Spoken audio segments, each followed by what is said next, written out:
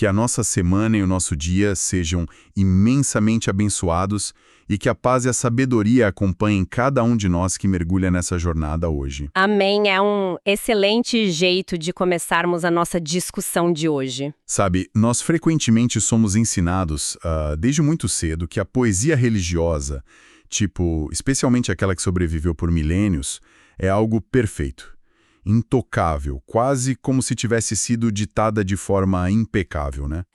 A gente tem muito essa visão romantizada do passado. Com certeza.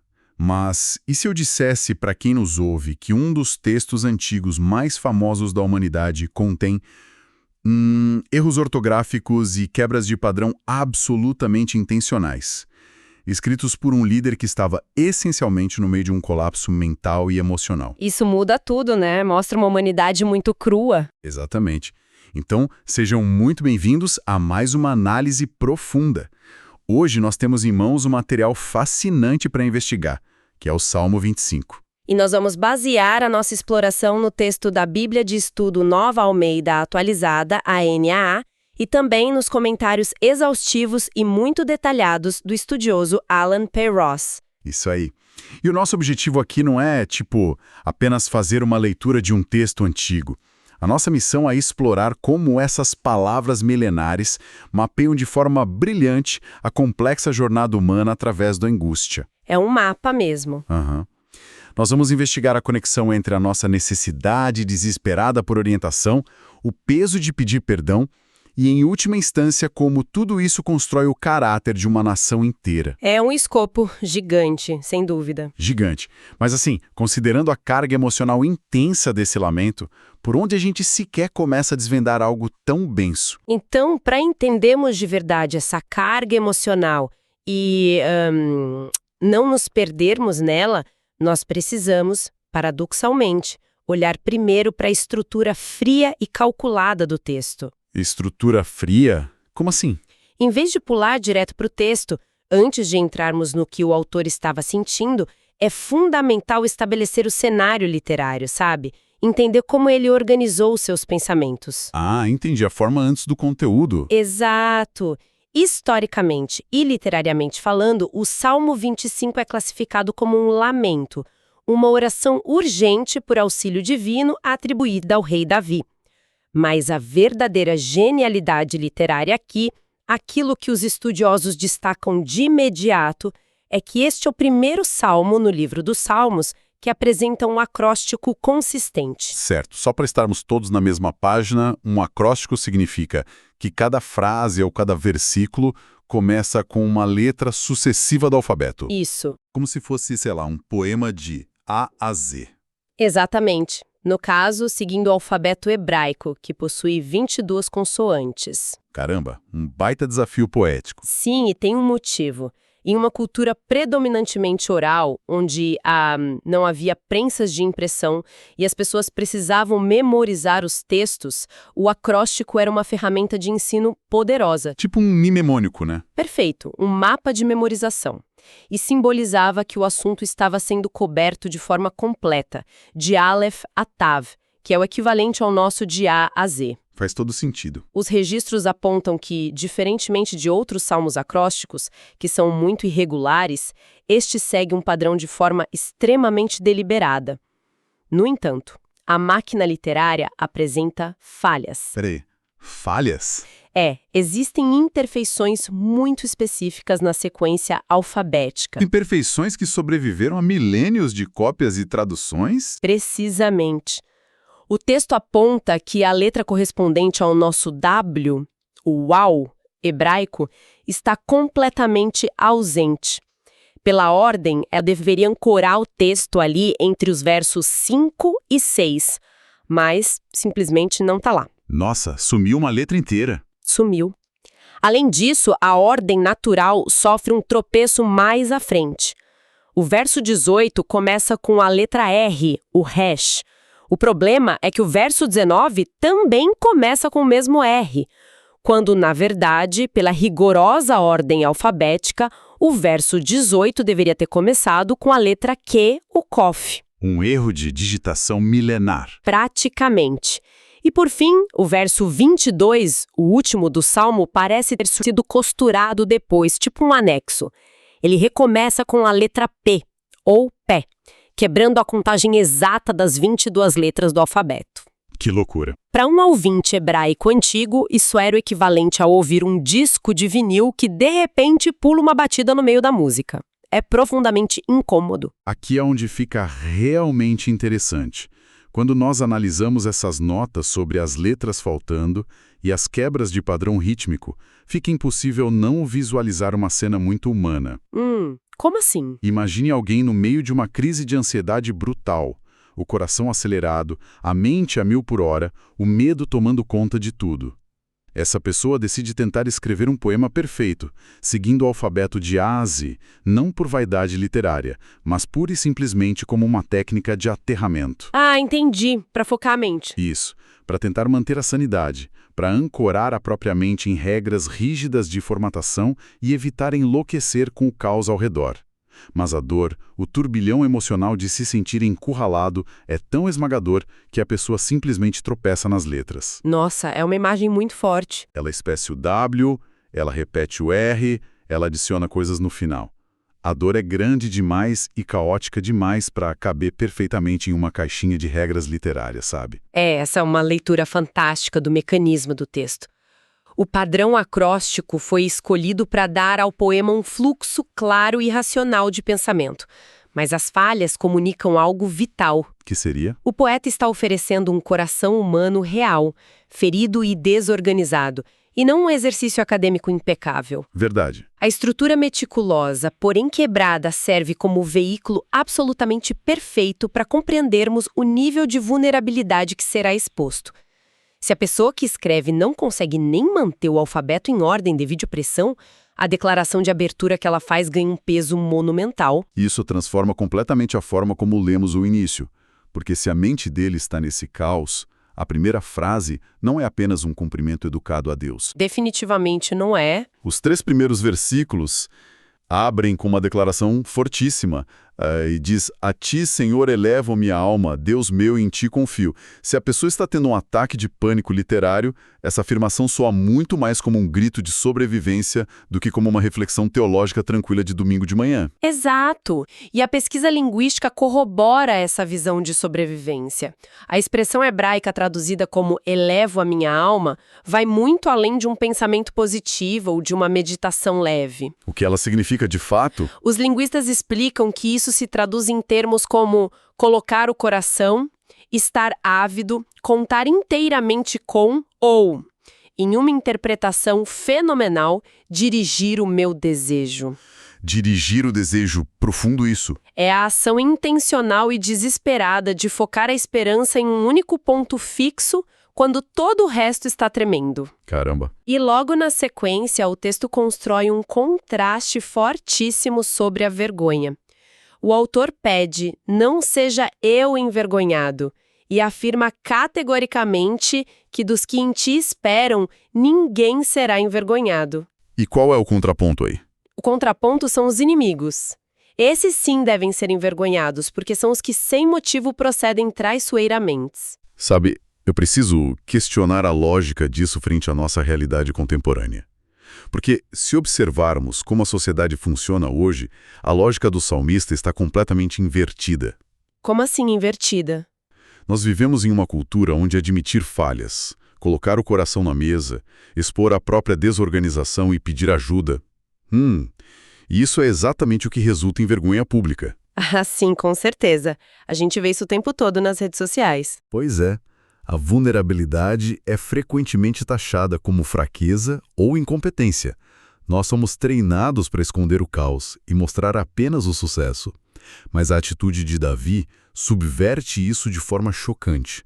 Ele atrela verdadeira vergonha, não a vulnerabilidade de precisar de ajuda, mas sim a traição e a falta de propósito. É uma subversão radical mesmo.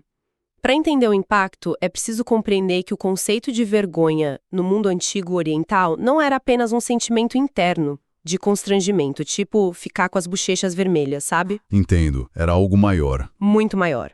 A vergonha era a ruína pública, o colapso total do valor de alguém na comunidade. O autor está argumentando que a dependência de algo maior e verdadeiro nunca pode levar a esse colapso definitivo. Faz sentido. Por outro lado, quem vive de aparências, quem tenta manter o controle através da traição e de ações sem motivo ético, esses estão construindo sobre um terreno que inevitavelmente vai desmoronar.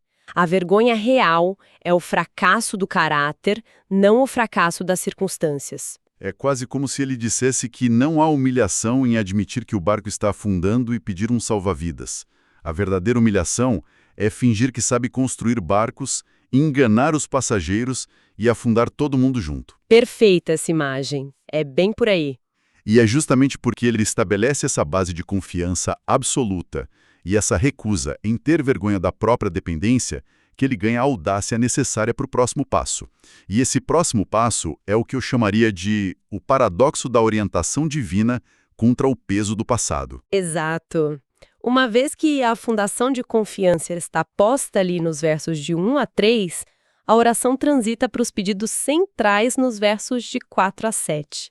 E é um pedido duplo, o que revela uma compreensão muito profunda da psicologia humana e do tempo. Nós vemos ele clamar por direção clara. Ele diz: "Faze-me conhecer os teus caminhos, Senhor. Ensina-me as tuas veredas." Ele quer um mapa para o futuro, né? Sim, ele quer saber para onde ir. Mas, na mesma respiração, ele dá uma guinada e faz um apelo quase desesperado por perdão. Ele quer o futuro, mas, de repente, o passado o assombra.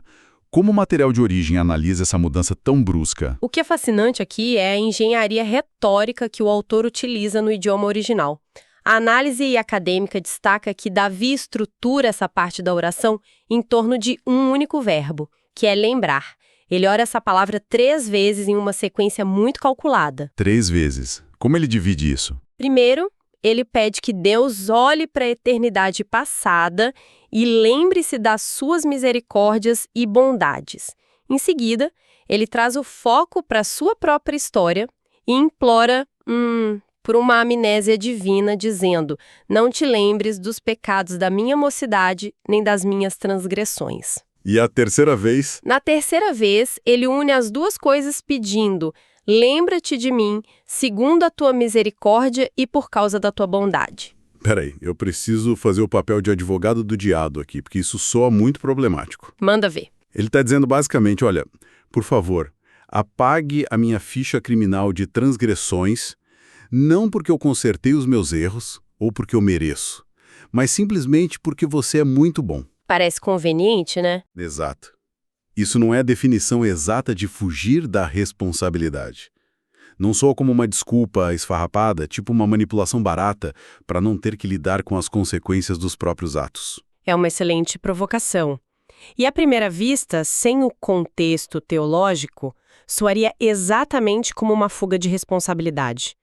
No entanto, o que a análise acadêmica esclarece é o mecanismo da palavra aliança e bondade. Que seria o hesed, certo? Isso, hesed em hebraico, que significa amor leal ou fidelidade à aliança.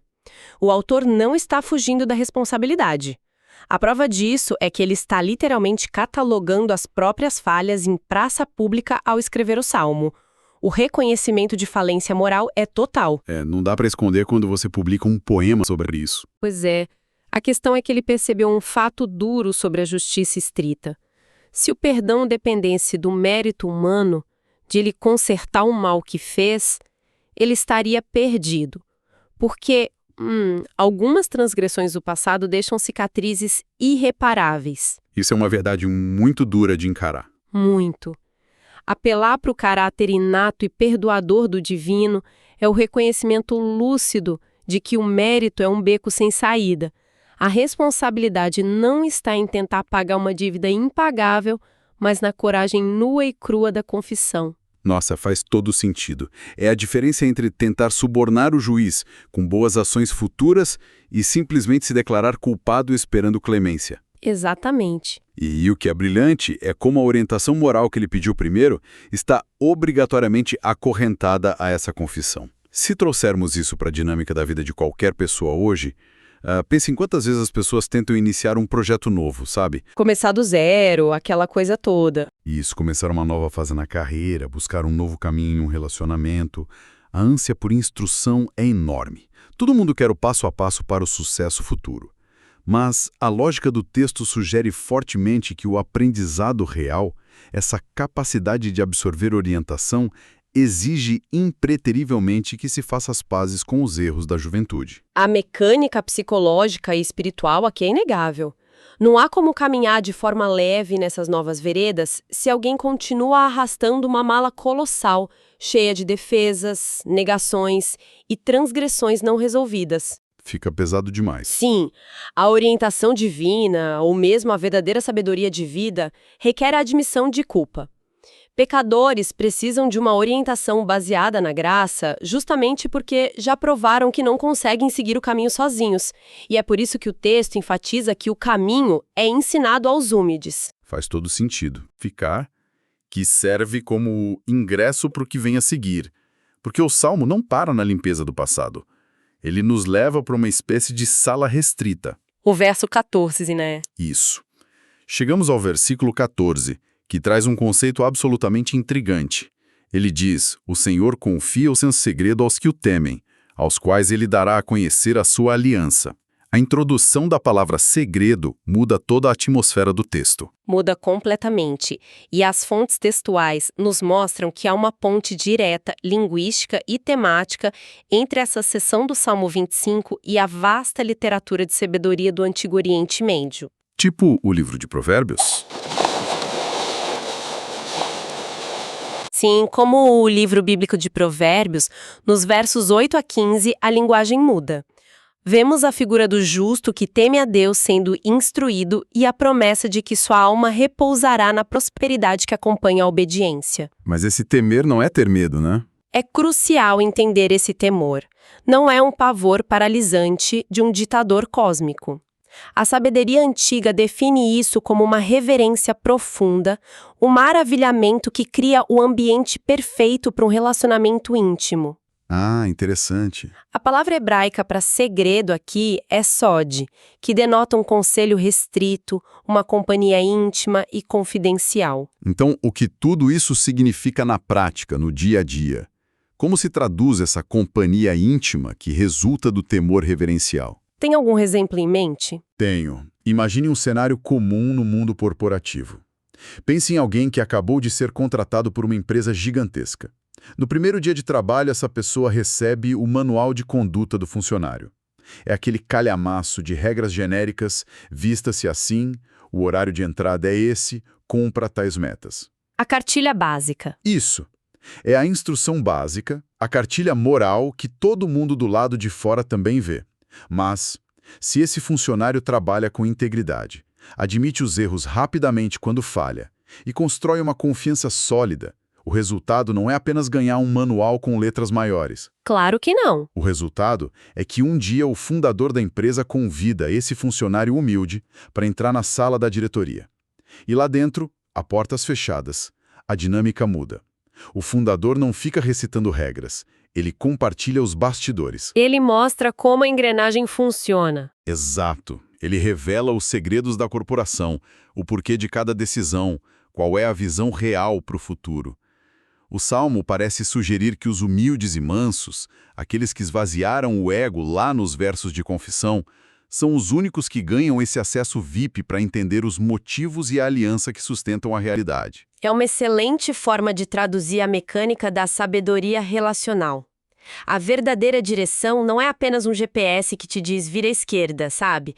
É a companhia íntima daquele que desenhou o mapa. Uma analogia perfeita. No entanto, é fundamental não cairmos na armadilha de romantizar ou idealizar excessivamente esse estado de iluminação e intimidade. Porque ter acesso a esse segredo, ter essa comunhão profunda na sala da diretoria, não blinda ninguém das tempestades lá fora. A intimidade com o divino não anula a hostilidade do mundo real. A realidade é crua e, eventualmente, ela chuta a porta da sala da diretoria, não é? Ela chuta a porta com uma violência aterradora. E isso nos lança diretamente para a conclusão dramática do Salmo. O que acontece no final? A partir do verso 16 até o final, no verso 22, A oração é brutalmente arrancada do âmbito pacífico da contemplação da sabedoria e retrocede para um grito visceral e desesperado por sobrevivência. A mudança de tom chega a dar um solavanco em quem está lendo. Ele passa de discorrer sobre como a alma do justo repousa em prosperidade e desfruta dos segredos da aliança, para declarar no verso 16: "Volta-te para mim e tem compaixão, porque estou sozinho e aflito." É um contraste muito forte. Sim, ele começa a elencar uma anatomia completa do sofrimento. Ele descreve as tribulações do seu coração, fala de angústias profundas. Ele relata a existência de inimigos que se multiplicaram e que nutrem por ele um ódio mortal. Nós voltamos para a imagem daquela mente caótica do início do poema. É a descrição exata de um sofrimento solitário profundo. A densidade psicológica desse trecho é notável. Ele está, mais uma vez, unindo as duas frentes de batalha. Ele pede livramento externo das ameaças e inimigos reais e pede livramento interno, clamando por perdão pelas próprias aflições e falhas que contribuem para aquele caos. É a totalidade do sofrimento humano ali. É a totalidade. Mas o verdadeiro ápice da análise e o detalhe mais surpreendente que as notas exegéticas nos forçam a observar, não está na dor de Davi. Não? Está onde, então? Está na última linha do texto, no verso 22, que diz: "Ó Deus, redime Israel de todas as suas tribulações." Pera, isso é uma quebra completa de paradigma. Ele passou 21 versículos descrevendo a sua ansiedade, a sua vergonha, os seus pecados da juventude e os seus inimigos com um ódio mortal. E de repente, no último suspiro do poema, ele tira o foco inteiramente de si mesmo e pede pelo país inteiro. se conectarmos isso com um cenário maior, a genialidade da construção se revela. No pensamento do Antigo Oriente Médio, o indivíduo, especialmente o rei, não era uma ilha desconectada. A saúde espiritual e mental do líder estava organicamente fundida à saúde da nação. Eles eram um reflexo um do outro. Isso mesmo. A jornada individual de confissão, a desconstrução do ego, a busca por não ser envergonhado publicamente, a conquista daquela intimidade no segredo divino, tudo isso não era um projeto de autoajuda isolado, estava intrinsecamente ligado à sobrevivência da comunidade da aliança. Incrível isso. O final do Salmo sugere que a redenção pessoal, o resgate de uma única alma do fundo do poço, é, na verdade, o microcosmo, o protótipo da redenção nacional. A dor individual, que parecia um isolamento tão esmagador, quando ele diz "estou sozinho e aflito", na verdade se torna o combustível para a empatia.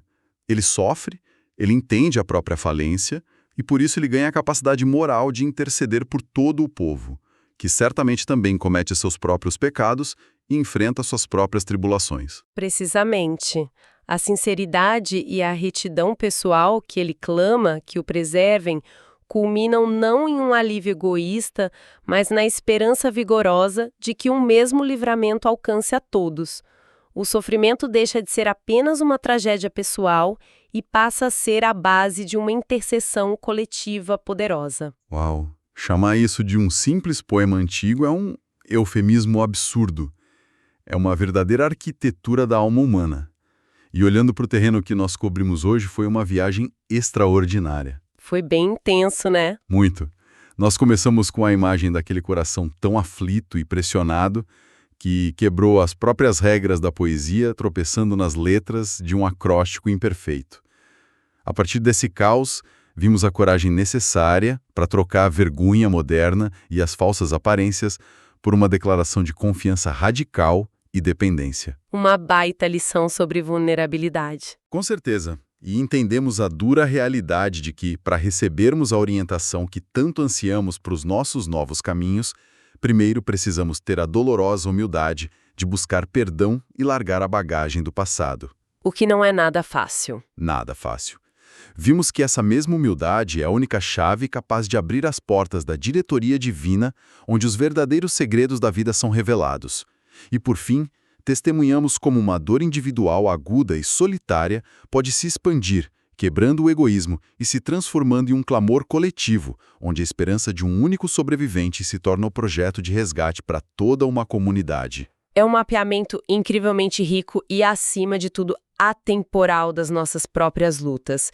E toda essa análise profunda nos deixa com uma provocação final que ecoa muito além do texto milenar. Qual seria essa provocação? Se essa oração nos ensina que o livramento coletivo, a redenção de todo o povo de Israel, é o que coroa o pedido por livramento pessoal de um único indivíduo angustiado, será que a chave para começarmos a consertar as tribulações gigantescas da nossa própria sociedade hoje não começa paradoxalmente e silenciosamente com a coragem de cada um de nós de confessar no nosso segredo os nossos próprios pecados da mocidade? Uma reflexão pesada, mas absolutamente necessária para levarmos conosco ao longo dos nossos dias.